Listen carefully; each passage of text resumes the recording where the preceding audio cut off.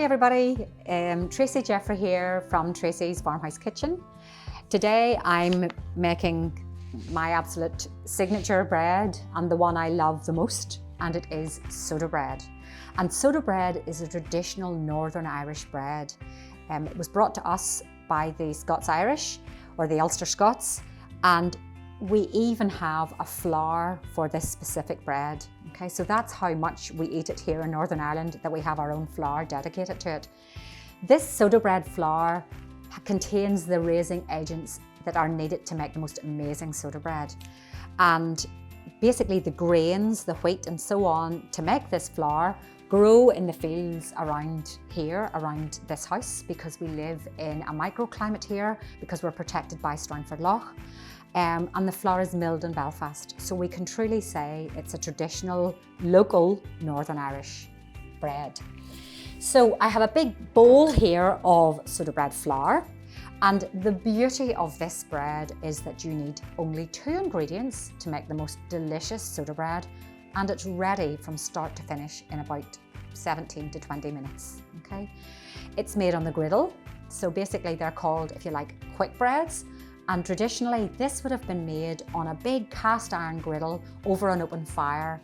And those griddles retained the heat, so they were perfect for making this bread. We're just kind of taking the easy way out by using an electric griddle, but it works perfectly for this job. So to make soda bread, I do it the traditional way. We go by the look and the feel and the texture. I'm not weighing anything and I'm not measuring anything. I'm taking a good big handful of soda bread flour and in it goes. We're not sieving it, we're not doing any of that. And to that then I'm going to add my buttermilk gradually. And the secret of making really good soda bread is to be as light as you can when you're mixing the dough and not to overwork it. Okay, so it's the opposite of how you would make the likes of a yeast bread, where you'll knock it back and you'll be kind of really rough with it and knock the air out of it. This is the opposite. I want to be as kind of light and easy as I can when I'm making the dough and when I'm working it on the table. So what type of texture am I looking for? I'm looking for a sticky, wettish dough, okay? And I'm gonna just show you now. I think I've kind of got there. In fact, I've added maybe a little bit too much buttermilk. And the beauty of this bread is if you add too much buttermilk, just add a bit more flour to it. So that's okay. I might end up with huge farls, but because they're being cooked on the griddle, that doesn't matter. You can have any size you want. So that's the whole flexibility of this. So my dough is a kind of a wet, sticky dough, okay? And with that in mind, you want to get plenty of flour, be reasonably generous with the flour on the table because you'll need it, okay, for it not to stick. And then scoop out your dough, okay? And once I've done that, I'm gonna sprinkle a little bit more flour on top. And very importantly, I'm going to get the flour all over my hands, because if I don't do that, immediately it will start to stick. So just roll your soda bread around in the flour, and I've got it all nicely coated in the flour. And then literally it's like making a bed. You're tucking the sheets in, okay? And you just kind of take your hands side on, tuck them in, and then just take the heel of your hand and gently flatten your dough. Don't flatten it too much, but just till you've got it about 1 centimetre in thickness, okay? So if you notice there, I didn't knead it, I didn't work it, I didn't do any of that. The less I handle this dough, the more it will rise for me. So at that stage, you then just take your knife and just work your knife backwards. And once it starts to kind of stick a little bit, just get your knife, kind of coat it in the flour, work it backwards, and cut your cake of soda bread, and this is called a cake of soda bread, into 4 farls. And a farl is actually an Ulster Scots term, and it means 1 of 4 or a quarter. Okay, so cut it into 4 farls, separating all of the farls as you go. And then once you've done that, just take your egg lifter, get right in below. Rather than setting this straight on the griddle, set it on your hand and shake off any excess flour, and then just set it onto your griddle. Dip your egg lifter in the flour, because it's going to be quite sticky. Get right in below. Again, give it a bit of a shake in your hands so that you're shaking off any excess. If you put lots of, if there's lots of flour in your soda bread, the heat of the griddle will cook it into your bread, and you could end up having a mouthful of soda bread flour, which is not so good. So shake it all off, okay? And then just put them onto the griddle separate from each other, okay? So my last farl, which is starting to kind of stick there a little bit. And then once you've put them all on the griddle, within literally a minute, you will see those farls starting to rise. And why that is that is the reaction between the bicarbonate of soda, or the baking soda, and the buttermilk. So it's the acids are reacting with the chemicals in the bicarb, and that causes your soda bread to be lovely and fluffy inside.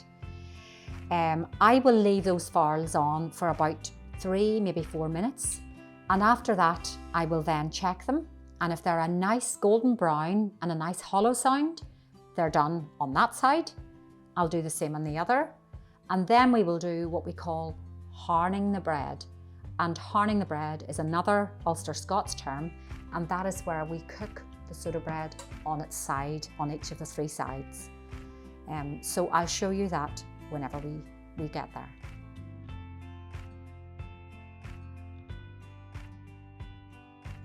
When you're turning the soda bread, so it's had about 3 or 4 minutes, and I want to see if it's ready. So the best way to turn it is to lift it and then take your hand up from the bottom there, because you have more control over it, and set it down as opposed to kind of flipping it really. And you're listening for that kind of a hollow sound. And when you get that sound and it's a nice colour, then it's ready on that side. So I'm lifting all sides and just setting them down there.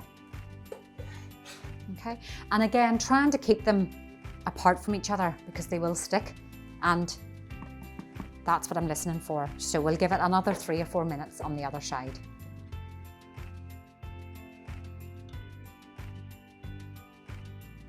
So what I'm going to do now with my soda bread is I'm going to harn it. And harning it is basically, it's another Ulster Scots term, and it's where you are putting it on its side like this, only for about 15 seconds or so. And what we're really doing there is we're just sealing the bread, okay? So how do you know when it's cooked?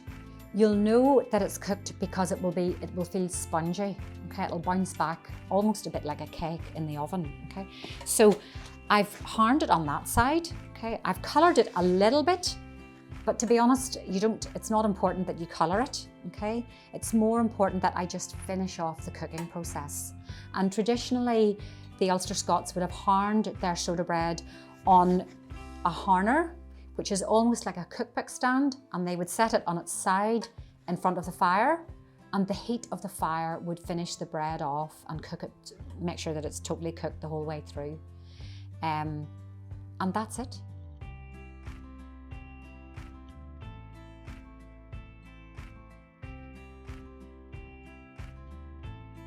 So here we are, soda bread made. It's literally just off the griddle, but I'm going to cut into it. Important when it's really kind of quite warm like that to use a serrated edge knife, because it'll just not tear the dough. And then as you can see when I cut into it that it's just, now the steam's still rising from it, but it's a lovely kind of soft, spongy dough. Maybe not the best description of it, but it is very delicious with some homemade butter and jam on it. So there it is, your homemade soda bread from Tracey's Farmhouse Kitchen. And if you do think you'd like to try it for yourself, have a look on the website and come along, join me in my kitchen for some traditional bread making. And thank you very much for watching.